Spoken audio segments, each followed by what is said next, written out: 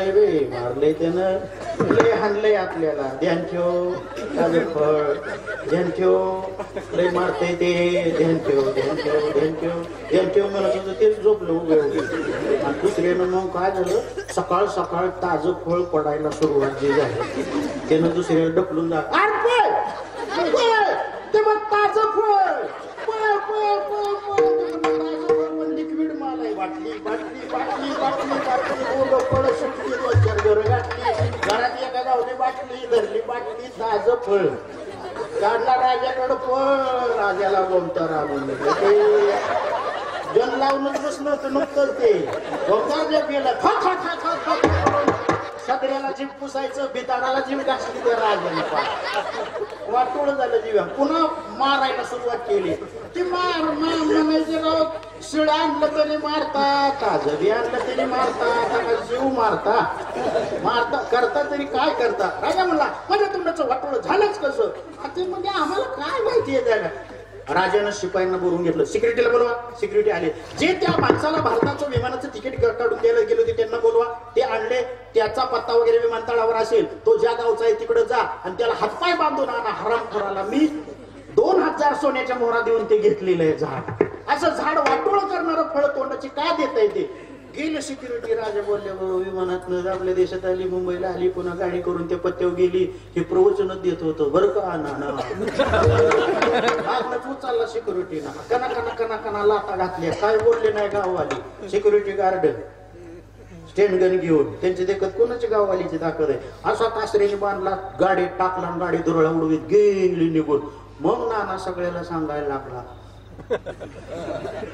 हरामचं खाल्ल्यावर असं हातपाय बांधून मारते आणि ह्याला आणलं ते देशात आनंद. राजा पुढे उभा केला, हातपाय सोडले. राजा म्हणला मूर्ख आहेस का, भारत देशाचा नागरिक आहेस ना. म्हणला हा. मला का फसवलंस, मला का फसवलंस, तुला पैसे दिले नाही का मी. म्हटलं मी नाही कुठं म्हणतोय राव. मग तू होता तेव्हा फळ चांगली होती, तू गेल्यावर असली वाटोळ तोंडाचं करणारी फळ बेचव सगळी. हा भितडाला जीभ घासली तरी जायला त्या फळाची तू गेल्या. भारतीय नागरिक आहेस तू, मला फसवलंस, लाज नाही वाटत. तो म्हणला जे वावरायची राजा असलं म्हणून तुम्ही काय झालं, आरोप नाही पाहिजे आपल्यावर. आय एम इंडियन, मी भारतीय नागरिक आहे याचा मला स्वाभिमान आहे. आणि तुम्ही म्हणता ना भारताची लोक फसवणूक करतात, आम्ही तसे नाही. आम्ही अजिबात फसवणूक करत नाही दुसऱ्याची, आम्ही आमच्यातली आमच्यात करतो, दुसऱ्याची करत नाही. राजा म्हणलं बोल झाडाचं काय. तो म्हणला काय झालं, झाडाची फळं अशी का. तो म्हणला महाराज मी तुम्हाला सांगितलं होतं कष्ट केल्याशिवाय फळ गोड मिळत, तुम्ही कष्ट काय केलं. राजा म्हणला कशाबद्दल, झाडाबद्दल. म्हणलं हाय तिथंच झाड आहे. तर लगेच पळत गेला. 2-3 दिवस पाणी का काय त्या जातीनं ठेवलंय होय ते गईला, हे चारा नाही पाणी नाही. राजालाच बोलावलं, महाराज इकडे या, आता फळ गोड कशी येतात बघा. सोडा तर दोर. गाई राजाला सोडायला लावली दोरकर. आणि जे जंगलाच्या वाटेनं गवत भरपूर होतं तिकडं चारायला सुरुवात केली ना, त्या चिलट उठायचे, डास उठायचे गवतातनं, राजाला चावायचे. राजा म्हणायचा हे काय आहे, हा म्हणायचा याला झक मारणे असं म्हणतात. चला पुढं चला पुढं चला पुढं. गाय कच्चून खाल्लं. राजाला विहिरीतलं पाणी उपसून त्याला पाजायला लावलं. गहू राजाला शिजवून गाईला चारायला लावला. गाईनं आराम केला. आता म्हटला सकाळी या, गोड कसं फळ येतंय बघा. आला राजा, याने घेतली पाजली, गाईच्या पाठीवर थाप टाकली, पटकन धार काढायला बसला. धारोष्ण असं दूध भरपूर काढलं. लगेच पेला मागवला, राजाला प्यायला दिला. राजाला आनंद झाला. तरी सुद्धा हरामखोर राजा काय म्हणतो, बहुतेक तुझ्या हातात जादू असली. म्हणला बहुतेक असेच राजे देशाचे राजकारण करणारे निघणार. एवढं कळत नाही, एवढं तुला डासातनं वागावला, पळावला, हे केलं सगळं. महाराज हे काल जे केलं त्याला कष्ट म्हणतात. आज मिळालेलं ते फळात माधुर्य आहे, गोडवा आहे. हे कष्ट करण्याचं गोड असं फळ आहे. महाराज म्हणतात गोविंद गोविंद म्हणले की मी देव हे कळेल, इतकं सोपं नाही ते. छंद लागला पाहिजे, सततम कीर्तयंतो माम, असं तुझं जीवन झालं पाहिजे. आणि नामाच्या वाटेवरून चोखाळत जात असताना हळूहळू ढाळे ढाळे केतुले मी एक वेळे तू तिथं पोचणार आहे हा विश्वास मनात दृढ ठेवायचा आणि नामस्मरणाचा छंद मनाला लावून घ्यायचा. तर मग गोविंद ते दुसरं मग गोविंद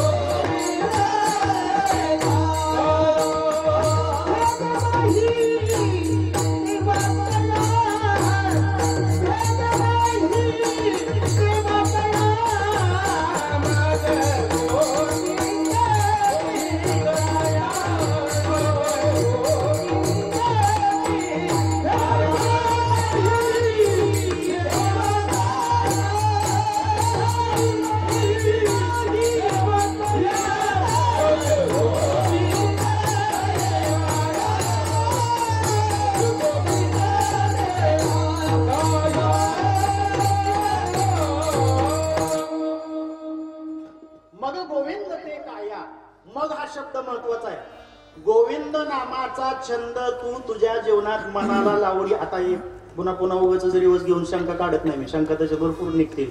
मनालाच का छंद लागावा तुकाराम महाराज म्हणले, बुद्धीला का नको, चित्ताला का नको?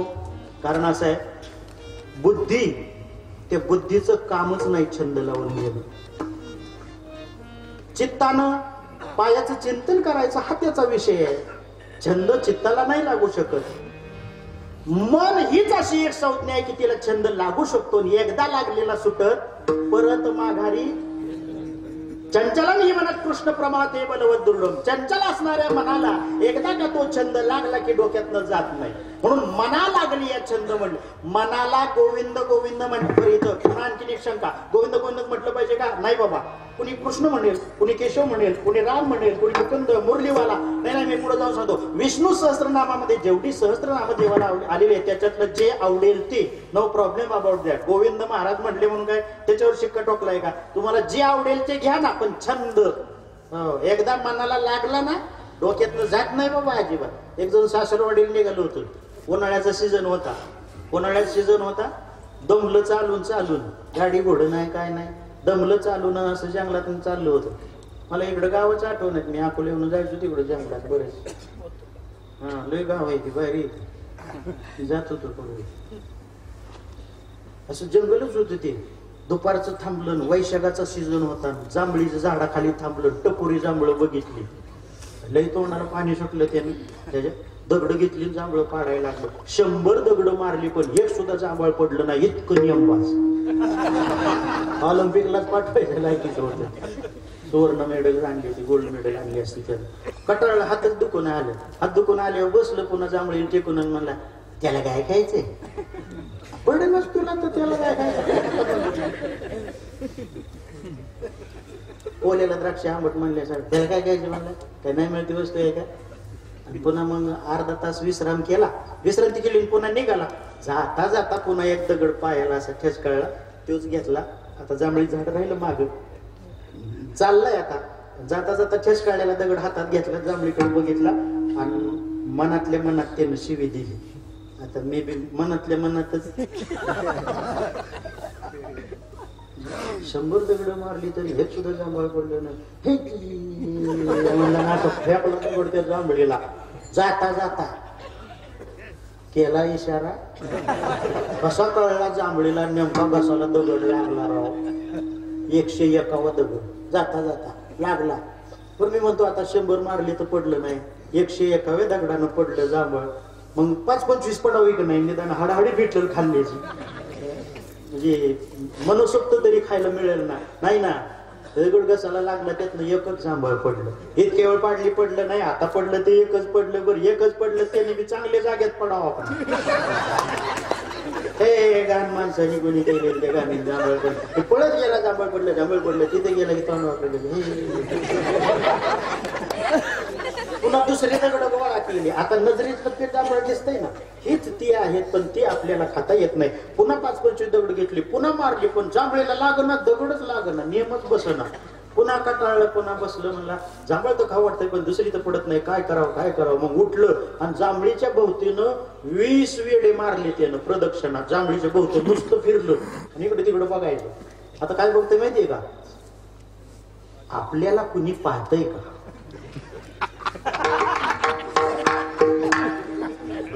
कुणी बघत नाही. असं बघितलं त्यानं, सनाट पळत आला. तिथं पाण्याचा झरा छोटासा वाहत होता. ते घाणीतलं जांभळ उचललं, धुतलं, खाल्लं, आलं सासरवाडीला. सासरवाडीला आलं तर सप्ताह सुरू होता. निवृत्ती महाराज देशमुखांच्या आयोजन नियोजन प्रयोजनाखाली भव्य पंचदिनी कीर्तन महोत्सव गावातला. आणि मग सासऱ्याकडे जे गेलं, सासरा म्हणला दिवस मावळ तर पोचले ते. सासरा म्हणला बरं झालं आमचा देशमुख महाराजांचा सप्ताह चाललाय, त्याच वेळेला तुम्ही आला, चला आज कीर्तनाला चला. आता ते त्यातलं नव्हतं. मला आमच्या गावाला 42 वर्ष सप्ताह होतोय, पण एका सुद्धा कीर्तनाला अजून गेलो नाही. काय आवडला काय, 42 वर्षात एक कीर्तन नाही गावातलं ऐकलं. म्हणलं आपण त्या भानगडीत पडत नाही, तुम्ही जावा, मी जेवल्यावर झोपतो, तुमचं घर राखतो. सासरा तरी एवढं म्हणला, घर राखायला कुत्री आहेत. तरी या कुत्र्याला कळलं कीर्तन ऐकत नाही ते कुत्रेच ना. मनुष्य परी कुत्री ती माझी भाषा आहे थोडीच. तो घर मालक सासरा म्हणायचा, तुम्हाला यावंच लागेल. ते म्हणलं मी झोपतो ना राहू, तुम्ही का अशी दादागिरी करता मला, मी जावय तुमचा. म्हणूनच सांगतो, पोरीनं सांगितलंय जरा येडेवणी करायला लागलंय जावय म्हणून. चला कीर्तनाला चला. कीर्तन ऐकल्यावर माणसाचा विचार सुधारतो. सासरा बोलतो जावयाला, पण जावई म्हणतो नाही मी झोपतो. आव चला राव, कीर्तन ऐकल्यावर माणसं सुधारत्यात. म्हणलं कसे? सासरा म्हणला मी सुधारलोय, तुम्ही सुद्धा सुधराल. चला ते म्हणायचं नाही. सासरा मला आता पाय पडत तुमच्या राव, मी सांग खरंच कीर्तनाला सुधारतो. जावई बापू, तुमचं माझ्यावर भरोसा नाही का? चला राव, चला. बोळच नेला आणि मग आला की ते मागच म्हणला, मामा मी इथेच बसतो. नको, मला भरोसाच नाही तुम्ही अख्खं कीर्तन होईपर्यंत थांबचाल. गंजीव जाऊन झोपचाल तुम्ही मागच्या मागे. चला पुढं चला. हात धरून आणला. त्या सासऱ्याला वाटलं नाही हे ना ऐकलं कधी कीर्तन, पुढंच न्यावा. सासरा बसला असा, जावायला बसवला असा, परपाटी जावायला असं बसवलं समोरासमोर. मध्ये महाराज योगायोगानं कीर्तनकारानं त्या दिवशी अभंग घेतला अवघड. ब्रह्म त्याची माया, माया त्याची ब्रह्म. हे न ते ऐकलं. बरं त्यानं आयुष्यात कधी कीर्तनाला गेलंच नव्हतं ना, बघितलं नाही, ऐकलं नाही. ते बसून काय बघायचं माहितीये का, म्हणलं हे एकटाच मध्ये उभा आहे, मला कळलं नाही इतके जण राखा नाही एवढं पुढं मिळून जातो का? दाखते घेऊन का उभी असते लाल कापडवाले, त्यांना पटलं नाही तर ते ठोका टाकते का काय याला, त्याचे विचार ध्यानच नाही ना. बघत होतं चाललंय काय हे काय. ब्रह्मदेवची माया महाराजांनी केली सुरुवात. चाल झाली कीर्तनाची सुंदर अशी, आणि मग त्यानं बोलायला सुरुवात केली महाराजांनी. ब्रह्म आणि माया या दोघांच्या एकत्वातून निर्माण झालेली जी गोष्ट तिला जग असं म्हणतात. शेण खाली मान घातली म्हणलं हेच बुवा लोकांचं चुकतं. आपली अक्कल लोकांना मी किती शहाणा हे कळवून देण्यापेक्षा निवृत्ती महाराजांसारखी कीर्तन केली तर नाही का कळत. साधं सोपं बोलावं. आता जे चालू आहे त्या घडीवर बोलावं. म्हणला मायान ब्रह्मन अजातवादन विवर्तवादन दृष्टी सृष्टीवादन सृष्टी दृष्टीवाद कशाला वाद काढावा यांनी, ते म्हणत होत. तसं महाराजांनी सुरुवात केली. एकट्या ब्रह्माचं जग नाही, एकट्या मायेचं जग नाही, पण दोघाशिवाय जग नाही. माया अधिक ब्रह्म बरोबर जग, ही जगाची उत्पत्ती आहे. आणि माया ही अशी कठीण गोष्ट आहे. दैवी हेषा गुणमयी मम माया दुरत्यया मामेवे प्रपद्यन्ते माया मेताम तरंती ते. आता महाराजी हे माझी माया भगवंतानं निर्माण केलेली ही माया अशी आहे, ही माया तशी आहे, ही माया अशी आहे म्हणता म्हणता माया शब्दाला अनुसरून महाराज बोलले ही गोष्टच अशी आहे. कोणची? तुम्ही ऐकताय का? त्याच्यासारखंच वावडाटपणा करता. घ्या मग. ही गोष्टच अशी आहे. गोष्ट म्हणजे काय? माया. ही गोष्टच अशी आहे, अवघड आहे. ही गोष्टच कळायला कठीण आहे. ही गोष्ट समजण्यासारखी नाही. तुम्हाला तर अजिबातच माहित नाही. लोकांकडे बघून महाराज म्हणायचा ही गोष्ट कोणती? माया नावाची गोष्ट. ही तुम्हाला कुणाला माहित नाही, हे तुम्हाला कळायचं नाही. तुमच्या डोक्याच्या बाहेरचा विषय आहे. तुम्हाला ही गोष्टच माहित नाही. पण आज पट्ट्या मी सांगायला तुमच्या गावात आलोय ना, आणि एवढ्या लोकांदेखत सांगायला उभं राहिलो ना, तुम्हाला जरी ती गोष्ट माहित नसली तरी मी आता तुम्हाला ती गोष्ट सांगतो. डुलकी खायला लागलं होतं ते ही गोष्ट सांगतो म्हणलं का डोळंच उघडलं त्यानं. झाकच गेली त्याची झोप. तो म्हणलं सांगतो म्हणते. झाडाच्या भोवतीने इतका फिरलो तेव्हा हे कुठं दिसला नाही मला. पण सासरवाडीत आलोय ना, कुणाला माहित नाही म्हणतंय आणि मला माहित नाही म्हणतंय. ते सांगतो म्हणतंय. आता पुढचा पंचनामा गावा डोक्यात बसले. असं नाम का नाही बसत करू डोक्यात? गोविंद नाम, देवाचं नाम, असा छंद का नाही लागत आपल्याला? नको त्या गोष्टीचा फालतू छंद डोक्यात बसलं का तेच आणखी गण. म्हणला सासूरवाडीत आबरू जाण्यापेक्षा त्या महाराजाला आपला करा, काहीतरी लाच दिली तरी चालतंय म्हणा. हो. आणि अंगात होतं त्याच्या जॅकेट. स्वामी सारखं भारीतलं बरं का. नाही तर आता जॅकेट लय जण घेतले. हा 550 600ला नव्हतं आळंदीचं वारी जिगाला. कुणी घेतली कुणी जॅकेट हाणायची. बकवाजाला जॅकेट, गायकाला जॅकेट, तंबू ठोकणाराला मी वारी जॅकेट.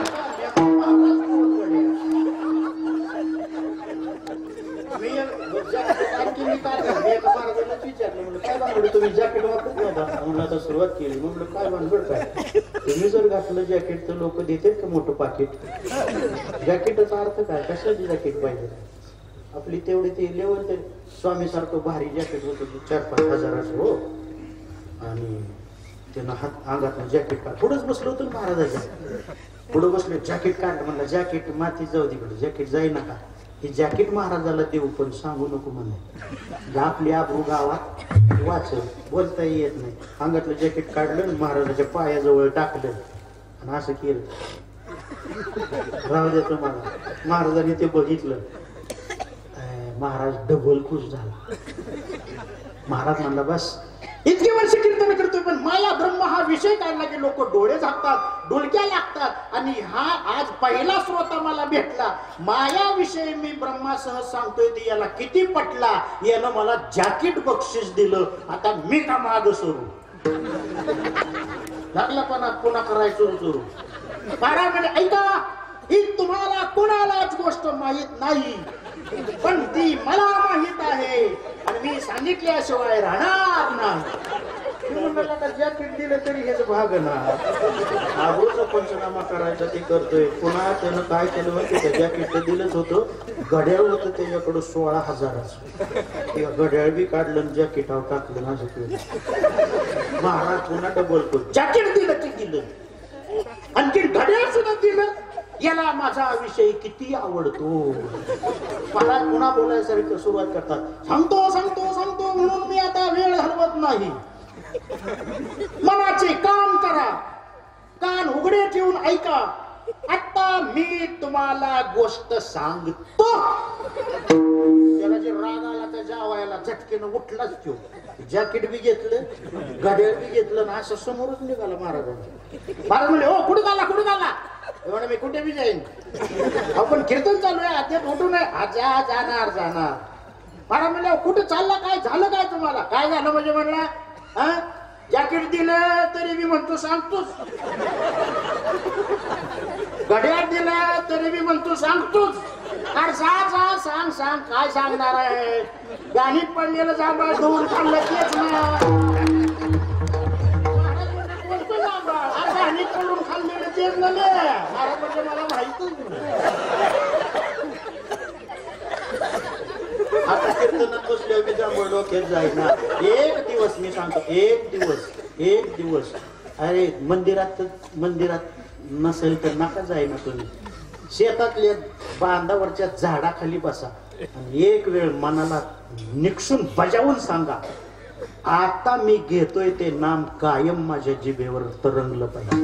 मन ऐकतं आणि तुकाराम महाराज म्हणतात, असा एकदा तुमच्या त्या मनाला छंद लागला की तो सुटणार नाही आणि देव आणि तुम्ही याच्यात फरक राहणार नाही. मग गोविंद ते काया भेद नाही देवा तया.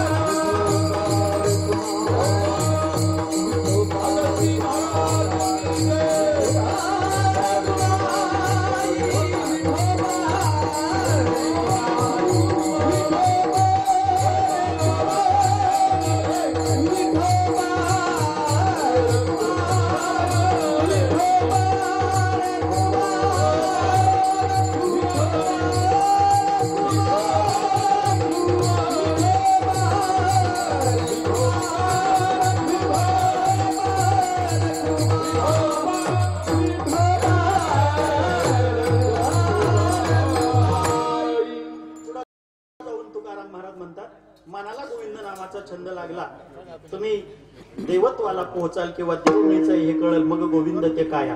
थोडीशी शंका अर्ध्या मिनिटाची. हे महाराज मंडळी आहेत ना पुढं, त्याच्यामुळे मला तशीच पळपळी करता नाही येणार. जबाबदारीची जाणीव ठेवावं लागेल बोलताना. महाराजही आहेतच कीर्तनाला. आणि परत आणखीन पंचकृषीतली विद्यमान महाराज मंडळी. मग गोविंद ते काया भेद नाही देवातया. भेद म्हणजे फरक, काया म्हणजे शरीर, आणि भेद नाही म्हणतात. मग शरीरानं तुम्ही देव व्हाचाल असे म्हणतात. मग खरं सांगा, आजपर्यंत भजन वगैरे कितीही जरी केलं तरी एखाद्याचं शरीर देवासारखं झालंय का? मग गोविंद ते काया भेद नाही देवातया याचा अर्थ काय होतो? मग शरीरानं देव होऊन जाशील असा अर्थ कोणी करून घेऊ नका. याच जन्मात याच देहानं देव होणार, पण कसे? वृत्ती पालट होत झाल्यानंतरच देवत्व तुम्हाला येणार. शरीर कोणाचं देवासारखं झालंय? एखादा वारकरी असतो, तो आयुष्यभर चिंतन करतो भगवान परमात्म्याचं. त्याचं शरीर कधी तुळशी हार गळा काशी पितांबर असं झालेलं पाहिलेलं नाही. मग महाराज काय म्हणतात, ज्या वेळेला सगळा वाईटपणा जाईल आणि चांगुलपणा राहील तेव्हा तुम्ही सज्जनत्व प्राप्त कराल. या अर्थानं देव बनाल. पुन्हा 1 मिनिटासाठी उदाहरण असं सांगतो तुमच्या समोर. गावात एखादी सज्जन व्यक्ती आहे, याच जन्मात याच देहानं देव होता येतं का? भेद नाही देवातया म्हणजे सरळ सरळ त्याचा अर्थ असा नाही घ्यायचा की शरीर देवासारखं होईल. शरीरानं देव व्हाल, शरीर देवासारखं नाही होणार. अर्थ लक्षात घ्या. आता एखादा मनुष्य गावात सज्जन आहे, आमच्यासारखा परका मनुष्य जेव्हा येतो तेव्हा परका मनुष्य जेव्हा येतो, आमचा स्टॉपवर वगैरे उतरतो तेव्हा स्टॉपवर उतरल्यानंतर आमचा सारखा माणूस तुमच्या गावातल्या सज्जन माणसाबद्दल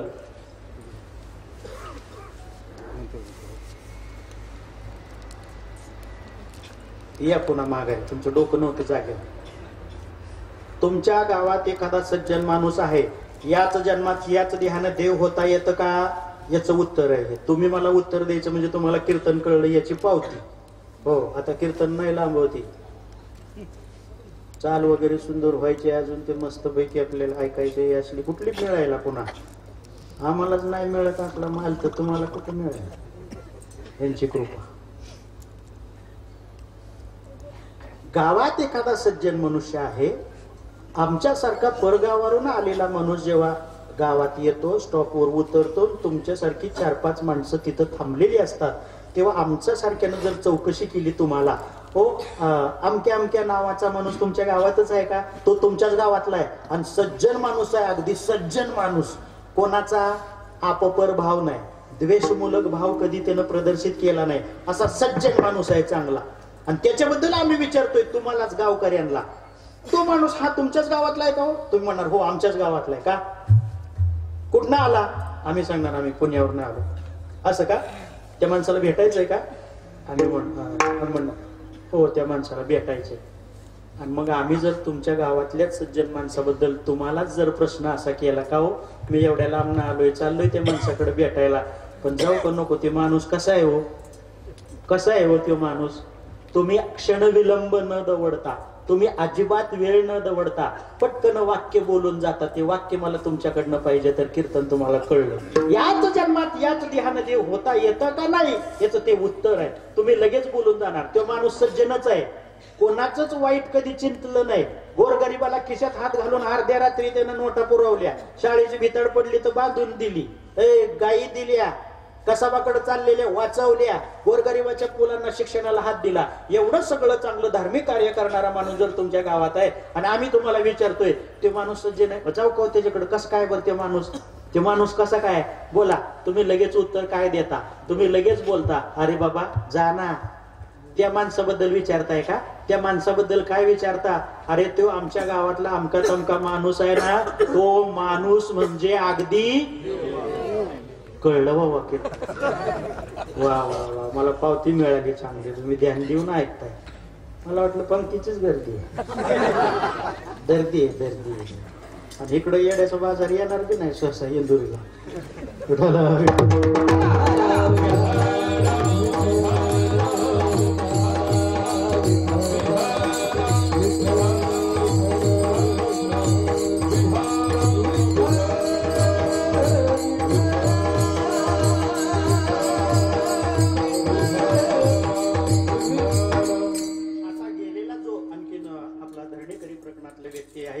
तुकाराम महाराजांना म्हणते, महाराज मला तुम्ही ब्रह्म नावाचा दोष जाऊन माझ्यातलं देवत्व सिद्ध कसं करता येईल याकरता साधना सांगितली. गोविंद गोविंद म्हणा लागली आहे. छंद लावून घेण्याचं कष्ट, नामस्मरण करण्याचं जर मी घेतलं तर ते घेतल्यानंतर माझ्यातलं देवत्व मला कळणार आहे. वाईटपणा जाणे म्हणजे देव होणे. नामानं अंतकरणाची शुद्धी होईल, विकाराला सगळं नष्टत्व येईल आणि सगळे विकार नष्ट झाले की जे चांगुलपणा उरतो त्याला सज्जनत्व म्हणतात, त्याला देवत्व म्हणतात.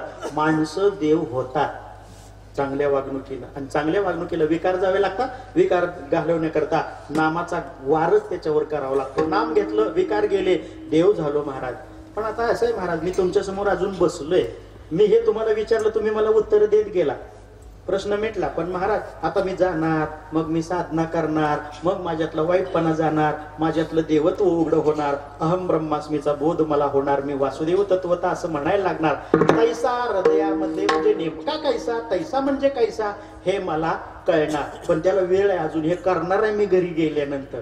पण महाराज आताच एक प्रश्न विचारून घेतो. मी आज जसा तुमच्या समोर बसलोय या अवस्थेत, आणि मी देव आहे हे कळल्यानंतरच्या अवस्थेत माझ्यामध्ये काही बदल होईल का? महाराज म्हणले नक्की होणार. एक अंतर्गत आणि एक बहिर्गत. तिसऱ्या चरणात आनंद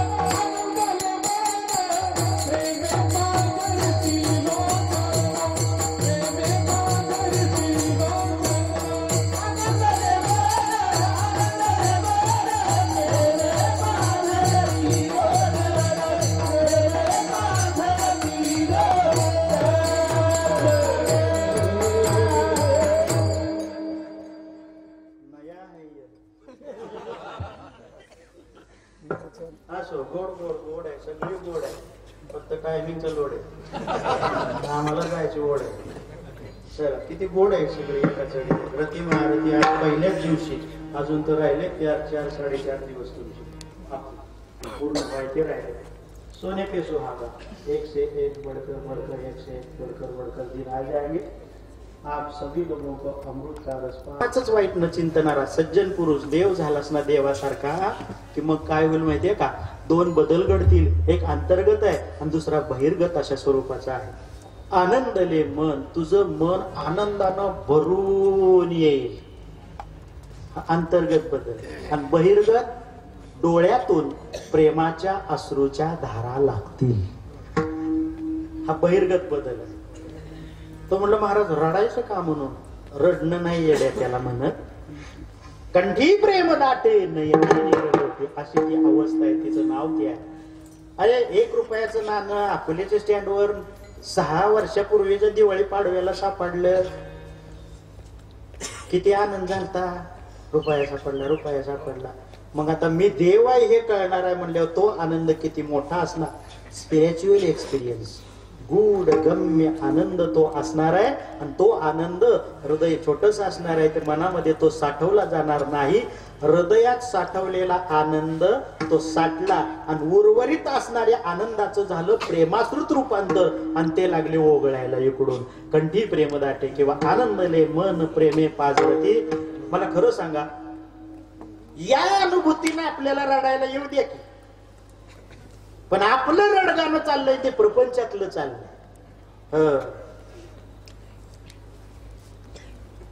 जिस पर मैं बहुत प्यार करता था, दगा दिया मरो घर पिऊन. आधी कळत नव्हतं तुला. प्रपंचाची असं आहे, प्रपंचात कधीच नाही आपल्या डोळ्यातलं प्रेमाश्रू येणार तर खोटे येणार, पण परमार्थात येणारे अश्रू आनंदाचेच येणार, आनंदले मनचेच येणार. किती करांना प्रयोग. हे तुम्हाला सांगू, अश्वपती राजा होता. अश्वपती कुणाचा बाप, कैकेयीचा बाप अश्वपती राजा, किंवा काही ठिकाणी त्याचं अश्वपिता नाव आलेलं आहे. एवढं कैकेयीच्या आईवर प्रेम करत होता, एवढं प्रेम, तिच्याच हातचं फक्त खायचं. एवढ्या दासदासी होत्या, तू स्वयंपाक करायचा, तू मला जेवाय. पण ती होती हट्टी, निवळ बावळाट होती ती बाई बिचारी. अश्वपती राजाला प्राण्यांची भाषा कळायची. हत्ती, उंट, घोडा, मोर, लांडोरी, कावळा, चिमणी, बैल, गाय, सगळ्यांच्या भाषा त्याला कळायच्या. त्याला वरदान मिळलं होतं, पण वरदानाबरोबर शाप असा मिळालेला होता, तुला प्राण्यांची भाषा कळेल, पण तू जर ते काय बोलतात हे दुसऱ्याला सांगशील तर मरशील. शापा वरदानाबरोबर शाप.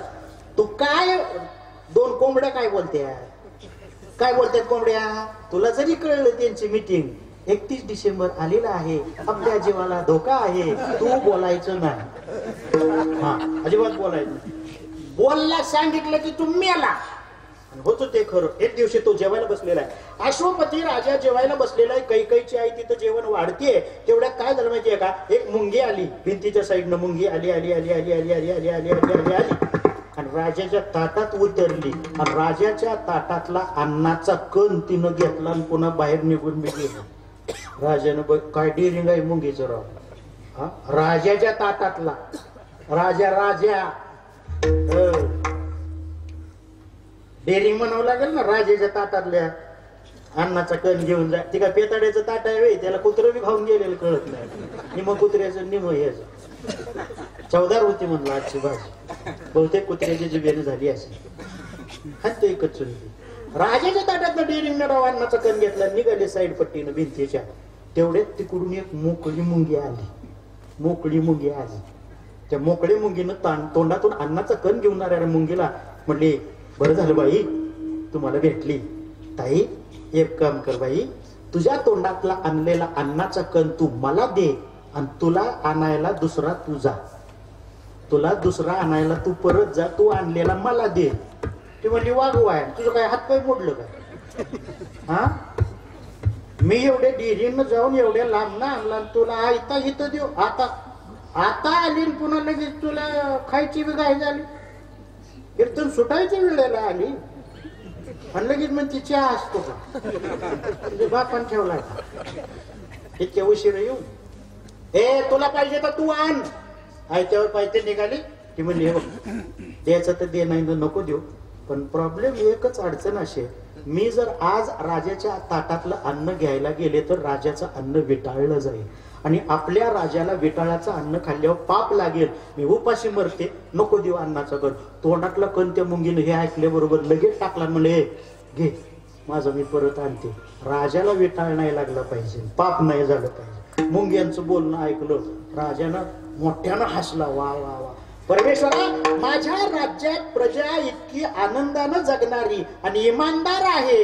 अरे राजा देवा माणसं तर इमानदार दिलीच दिली पण असे प्राणी सुद्धा माझ्या राज्यात किती इमानदार दिले. त्यांचं किती माझ्यावर प्रेम आहे. प्रजेसारखंच या मुंग्यांना सुद्धा वाटतं राजाला पाप नाही झालं पाहिजे. राजा असावा तर असल्या नगरीचा असावा.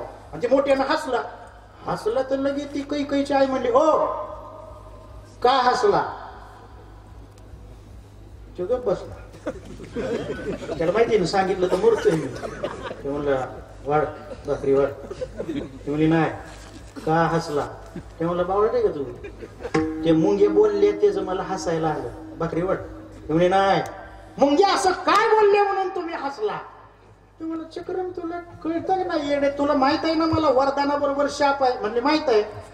अगं मग मुंग्या काय बोलले त्याच्यामुळे मी हसलो. मी काय हसलो मुंग्या काय बोलले हे तुला सांगितलं तर मी मरतोय ना. ती म्हणली चालतोय ना पाणी चाललं खळ की ना जान से ज्यादा इस पर था मैं फिदा. अरे मी मेलं तरी चालतो एवढा कुठं हट्टीपणा असावा. आणि हिच्यावर एवढा माझा जीव दुसऱ्या कुणाचं हातचं खाल्लं नाही मी आजपर्यंत. हे म्हणला मी मरेल मेलं तरी चालतंय. ते ताटानच उठला खरकटा. बस या संसाराचा त्याग. अरे ज्याच्यावर एवढं प्रेम केलं ती मारायला निघाली हट्टा पाहिजे काय गुतलंय एवढं त्याच्यात. मी मेलेलं चालतंय. उठला म्हणला बस बस बस हे प्रेम बिम बेम माया सगळं भलतोय भलतोय भलतोय. गेलो राज्यातनं पळून. ते पळून गेलो 2-4 दिवस नुसतं गेलो जंगल जंगल जंगल जंगल जंगलात चालत गेलं. आता भुका लागले की झाडाची उंबरं तोडायचा उंबर राजा आणि खायचा. एक दिवस 5वा दिवस होता. 5व्या दिवशी भर दुपारची वेळ एका जंगलात बसला. उंबराच्या झाडाची उंबरं उंजळवर आणली पुढे ठेवली. झाडाच्या बुंद्याला टेकून बसला. उंबर चांगलं असलं तर खायचं बेकार असलं तर फेकून द्यायचं. उंबर खात बसलेला राजा उंबर खात बसला आणि त्याला पुढे समोर एक प्रकार असा दिसला मेंढ्यांचा कळप आला. मेंढ्यांचा वाळलेली कुसळ होती. हिरवं गवतच कुठं राहिलं नव्हतं. दुष्काळी उन्हाळी परिस्थिती होती. तिथंच एक विहीर होती पडकी विहीर. 10-12 परसाची खोल 10-12 परस खोल राव. 80-90 फुटा इतकी कोरडी खोल. पाण्याचा टेम नाही त्या विहिरीत. राजा बघतोय उमर खाता खाता ते मेंढ्यांचा कळप आला. त्या मेंढ्यांमधली एक मेंढी मेंढी कळतं ना तुम्हाला शब्द इकडं. मेंढा मेंढी का बकरी म्हणू जे कळलं ते घ्या मला काय नाही. मेंढा मेंढी त्या मेंढीनं पळत पळत आली आणि ती विहीर होती ना 100 फूट कोरडी विहीर. पाण्याचा थेंब नाही पायऱ्या नाही. असे त्या विहिरीत खाली 4-5 फुटावरनं एक पिंपळाचं झाड उगवलं होतं. हाताच्या अंगठ्यावरच दांडकी होती निवळ. त्याची पान गळती झाली. एकच पान आलतं त्याला तळ हाता एवढं होतं. असं पंजासारखं वाऱ्याबरोबर हालायचं पान. सगळीकडं वाळलं रान आणि ती एकच हिरवं पान. ती मेंढी आली पळत. आता मेंढरीची जात माहिती तुम्हाला. आली जवळ आणि तिला वाटलं एवढं सगळी कोसळ येते आणि एवढंच हिरवं पान आहे आणि ते खावं म्हणून पुढं आल्यावर तिला विहीर दिसली. विहिरीत न उगवलंय ते पिंपळाचं झाड. त्याला एक पान. जवळ गेली बघितलं म्हणली वया एकच पान पण पुढं जाईन तर जान. पुन्हा वाटाय तोंडाला पाणी सुटलेलं. पानाकडे बघायची. पान वाऱ्याने डोलायचं मस्त. 2-4 वेळा ट्राय केला पण आतली नुसती दगड दिसायची 10 परसावरची खालची. 100 फूट म्हणले मरूनच जाईल मी डेअरिंग केली तर. पण म्हणले पान तर खायचं. आणि मग ती नाही ना आपल्या ते मेंढ्यांचा कळप होता ना त्या मेंढ्यांच्या कळपाकडे बघितलं त्या मेंढीनं. आता काय गमत होती त्या मेंढ्याच्या कळपात संकेत महाराज तिचा एक मित्र होता. बॉयफ्रेंड. तिनं मनातल्या मनात ओळखून घेतलं, ह्यो परश्या हे काम करणार. तिनं पायच उचललं त्या मेंढीनं, त्या मेंढ्याकडे बघून म्हणले हाय. त्या मेंढ्या काय आणि कमान कमान कमान पळतच आला, लगेच दना पळत आला. क्या बोलती तू? मेंढी म्हणली वो पत्ता दिखता है क्या, पीपल का पत्ता? हाँ दिखता है. वो मेरे लिए लाके देगा तू? मैं बोला अरे ये बात छोड़, तेरे लिए चांद पर महल बना सकता है. तो बोली महल बाद में बनाएंगे, वो पहला पत्ता लाके दे. पिपल का पत्ता, ते पिपळाचं पान आणून दे, महल बनवायचं चंद्रावरती, नंतर बघू आपण. पिपळाचं पान दे. तो म्हणला यू गया यू आया, तू किधर जाना नहीं इधर ही रुकना, मैं यू गया यू आया. पिपल का पत्ता चाहिए. अरे फालतू गोष्ट. गेला सणात पळत गेला, त्याला माहित नव्हतं ही राहते. पळत गेला. तिथं गेल्यानंतर त्याला जशी विहीर दिसली, स्टॉप झाला. तिच्या मेंढीकडे एकदा त्याने माग म्हणजे हा वोच जा घ्या. पुन्हा थोडं डेरीनं पुढे गेला, आणखीन थोडं पुढं आणि पुढं गेल्यानंतर पाय मुरमाच्या दगडावर ठेवला आणि त्यानं पान घ्यायला मान पुढे केली. तरी पान आणि मान याच्यात अर्धा पाऊण फुटाचं अंतरच पडलं. म्हणला बाउंड्री संपली. आता ह्याच्या पुढे जर डेअरी काय जावा तर धावाचा संपलं. मग काय गरज चालली पानावाजी जान द्यायची. सरळ पाय माग घेतला. मेंढी इकडे होती ना, तो इकडे निघाला, सणाचा निघाला. ती मेंढी म्हणली हाय. ठेवायला काय? ती म्हणजे पानाचं. म्हणला नाही. म्हणजे असं करता काय? तुमचं प्रेम आहे ना? जरूर आहे ना. म्हणजे इकडे या ना. आलो ना. आला मेंढी पशी परत. उमर खातोय ते राजा बघतोय आपला. राजा बघतोय हे कार्यक्रम चाललेला. त्यांचं बोलणं राजाला कळतंय. ते वेण म्हणला काय म्हणतेस? म्हणजे माझ्यावर प्रेमच नाही, एक पान आणून देऊ शकत नाही. म्हणलं वेडे 100 फूट खोल आहे, पडलो तुम्ही मरून. ती म्हणली तू मेला तरी चालतंय, पण मला पान आणून दे. म्हणला मी अगं मरण. अरे मेला तरी चालतंय, मला पान आणून दे. दोनदा ऐकलं त्यानं. म्हणलं असं आहे का? मी मेलो तरी चालते, तुला एक पान पाहिजे. एका पानासाठी माझी जान गेली तरी तुला चालते. आणि मला मी मेलो तरी चालतंय ना. आणि तूच जगती कशाला? बोलता मेंढ्या कडलच होती. मेंढ्यानं त्या मेंढीला जे धडक मारली, बेधडक विहिरीत ढकलली. मेली. आणि मेंढ्यानं मेंढी ढकलून जशी मारली, उमर फेकली. अशोभिता राजाने म्हणला ओ मेंढ्याला जी अक्कल आहे ती आपल्याला नसते. माझं सोडून उमर खातोय लागा मी काय भावात आहे. रडलो मी प्रपंचात रडणं प्रेमे पाजरती लोचन कधीच नाही. संसार दुःख मूळ असल्यामुळं ठाऊकच आहे संसार दुःखाचा. फलकट तो संसार इतका असल्यामुळं रडणंच आहे, हसणं कधी नाही. आणि हसलं तर ते दिखाऊपणाचं आहे, खोटं आहे. राजानं उभं फेकली, बोललं बोट ठोकलं, माघारी आल्यानंतर कैकेयीच्या आईनं बघितला. आले उभच लाडात आले. म्हणले मेरा पिया घर आया. म्हणलं हा आया आला. त्याने लगेच डेअरिंग सांगितलं जेवायला वाढ. म्हणजे बया एवढं डेअरिंग ना आधी बोलत नव्हतं. हा जेवायला वाढलं. यानं घास घेतला, तोंडात घास घालायच्याच वेळेला ती म्हणली थांबा. 4-5 दिवसापूर्वी मुंग्या काय बोलल्या म्हणून तुम्ही हसला ते सांगायचं आणि मग जेवायचं.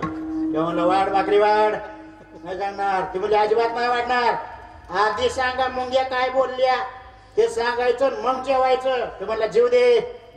ते म्हणजे नाही जेवायचं. उठला रागानं भिंतीत. मेहनत तलवार होती ना, तलवारच खसकानं उपसली आणि तिच्या मानगुटीवर नरड्यावर तलवार ठेवली. म्हणला बोल जीव का घेऊ जीव का घेऊ जीव. ती लागली ना भिऊ. एवढं डेअरिंग बाज कधी बसणं झालं. पहिलं एवढं डेअरिंग बाज नव्हतं. यानं एखादा वारकरी संप्रदायाचं शिबिर करून आलं का काय. एवढं कसं काय डेअरिंग डेअरिंग बाद झालं. एवढं कसं डेअरिंग बाद झालं का इंदुरीकर महाराजांची कीर्तन सणा सणा सताट ऐकली त्याच्यामुळे आता हे डेअरिंग एवढं करायला लागले. नका नका नका नका सांगू नका सांगू नका सांगू. तुमच्यात एवढी डेअरिंग कशी आली फक्त एवढंच सांगा. म्हणला डेअरिंग कशी आली? भाग्य उजळलं नाही भाग्य. आता भाग्य उजळलं. जंगलामध्ये गेलो आणि त्या ठिकाणी मला श्री श्री श्री 1008 हरिभक्त परायण मेंढा गुरु मला भेटले. मेंढा गुरु म्हणून बोलतो चुरू चुरू. आता मी तरी काय करू? रडणं प्रपंचात किती मोठ्याला आणि किती छोट्याला रडणंच आहे, पण आनंदाचं नाही. आनंदाचे अश्रू येतात ते परमार्थात कंठी प्रेम दाटे नैनी निरुट. याच अवस्थेमध्ये तुकाराम महाराज म्हणतात छंद छंद छंद. मी सारखा सांगतोय ना, तो किती आणि कसा लागला पाहिजे माहितीये? कुंभारी नावाचा प्राणी, भिंगुर्टी सुद्धा त्याला म्हटलेल्या अभंगामध्ये काही ठिकाणी. आता या अभंगामध्ये महाराज सांगतायत कुंभारीन. कळलं का तुम्हाला? कुंभारीन भिंगुर्टी तिचं गट मातीचं कुठं तरी आपल्या घरात दाराच्या आतल्या बाजूला वगैरे असतंय बारके बारके छोटस, त्याला छिद्र छिद्र असतात. आता बघा तुकाराम महाराजांनी ते पाहिलं. शेवटचा मुद्दा आहे का माझा? संपलं. तुकाराम महाराजांनी त्या कुंभारणीचं भिंगुर्टीचं घरटं आपल्या घरातलं बघितलं आणि त्याचं निरीक्षण गणन अवलोकन करून या अभंगाचं सिद्धांताचं चरण त्याच्यावर लिहिलं. ही संतांची दूरदृष्टी कुठं आणि आपली दूरदृष्टी सांगू तुम्हाला. आपणही बघतो ना ती घर, पण हाताला येईना तर झाडून पुडतो आपण. हे आपली अक्कल आहे न तदृष्टपण आहे. दूरदृष्टी संतांची बघा. त्यांनी बघितलं, निरीक्षण गणन केलं, अभंगाचं चरण लिहिलं. महाराज म्हणतात ती कुंभारीण काय करते? गवतावरून एक हिरवी आळी पकडून आणते, आपल्या घरट्यामध्ये त्या आळीला सोडते आणि मग फिरायला जाते. फिरून आल्यानंतर अर्ध्या तासानं परत आली का ती कुंभारीण त्या घरट्या भोवती गुंग गुंग गुंग गुंग गुंग गुंग गुंग गुंग गुंग गुंग गुंग असं गोड गायला सुरुवात करते. आळीला गायन ऐकण्याची आवड असते. हा, ती गायनच काय करते राव कुंभारीण. हा, कालसरे गुरुजींसारखं, विलास महाराजांसारखं, आणखी किरण महाराजांसारखं असं सुंदर गोड गोड गायन केल्यानंतर ऐकावंच वाटणार ना. असं गोड गाणं असल्यामुळं ती आळी त्या घरट्याच्या छिद्रातनं तोंड बाहेर काढते गायन ऐकायला. पण ती कुंभारीण काय करते माहिती? तिच्या तोंडाला पुढं अनकुचीदार नांगी असते. त्या नांगीचा तोंड बाहेर काढलेल्या आळीला फटका मारते. फटका मारते आणि ती निघून जाते. तिला माहित असतं एवढं इंजेक्शन बस नाही. तिला फटका मारला का अंगाची आग आग होते. ती आळी आता अंगा कचून करून बसते त्या घरट्यामध्ये आणि विचार करते काय करावं बरं. गोड भजन होतं, गोड गायन होतं, मला ऐकावं वाटत होतं, पण मी ऐकायला गेले तर मला तिनं चावा का घेतला, मला तिनं दंश का घेतला केला, मला किती वेदना होत आहेत, मला किती वेदना होत आहेत. आणि ते विचार करत बसते ना तेवढ्यात तासभर जातो. पुन्हा कुंभारी येते, पुन्हा गुंग गुंग गुंग गुंग गुंग गुंजारव करते, पुन्हा आळी तोंड बाहेर ऐकायला काढते, पुन्हा ती फटका मारते, पुन्हा ती निघून जाते. पुन्हा आळी विचार करते असं का करावं, मला वेदना होतात, मला गोड गायन ऐकायची इच्छा आहे, पण ती मला ऐकू देत नाही, मला वेदना का देते. तेवढं विचाराचं चक्र चालतं, तास जातो. पुन्हा कुंभारी येते, पुन्हा गाते, पुन्हा ती तोंड बाहेर करते, पुन्हा ती दंश करते, पुन्हा ती निघून जाते. पुन्हा आळी विचार करते, पुन्हा गायन, पुन्हा विचार, पुन्हा दंश, पुन्हा विचार, पुन्हा दंश, पुन्हा गायन, पुन्हा विचार. हे सगळं राटगाडगं किती दिवस चालतं? 9 दिवस चालतं. आणि 9व्या दिवशी तुकाराम महाराज म्हणतात काय घडतं? ती आळी सारखा कुंभारणीचा ध्यास, कुंभारणीचा छंद. आता ती येईल मग असं होईल, आता ती येईल मग असं होईल. आळीला कुंभारणी शिवाय, भिंगुर्टी शिवाय कोणाचाच ध्यास, कोणाचंच चिंतन, कोणाचाच छंद न राहिल्याचा परिणाम 8 दिवस पूर्ण होतात. आणि 8 दिवस पूर्ण झाल्यानंतर 9व्या दिवशी सकाळी ती आळी आपला आळीपणाच टाकते आणि छंदाचा परिणाम स्वतः कुंभारीनच बनते. तू काय म्हणे आळी जीवे नुरेची वेगळी. ज्ञानेश्वर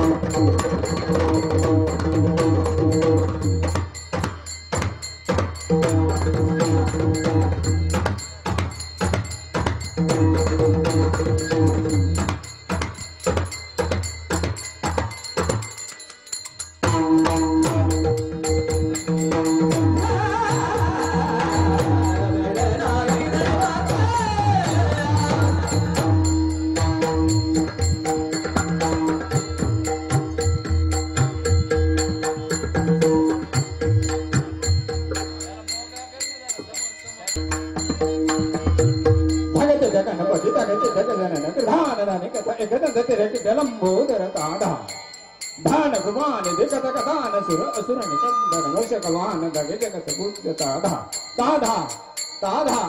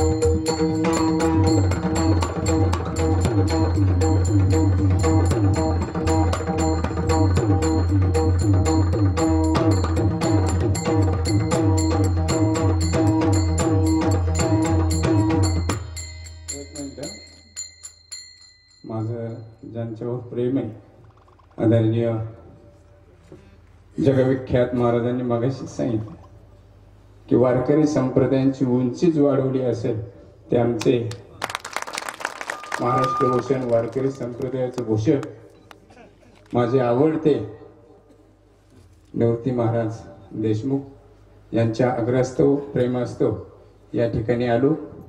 महाराज समाज प्रबोधनाचं काम करतात म्हणून मी पण या मृदंगातून एक दोन बोल मी तुमच्या समोर सादर करतो. तंबाखू गुटखा खाऊ नको खटका दारू मटका जीवाला फटका जीवनाचा बचका थू जीवनाचा बचका थू जीवनाचा बचका थू थू थू थू थू तंबाखू गुटखा खाऊ नको खटका दारू मटका जीवाला फटका जीवनाचा बचका थू जीवनाचा बचका थू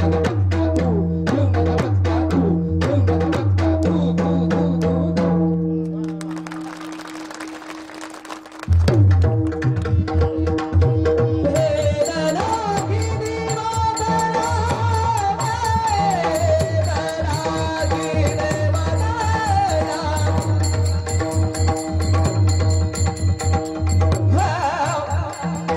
Ha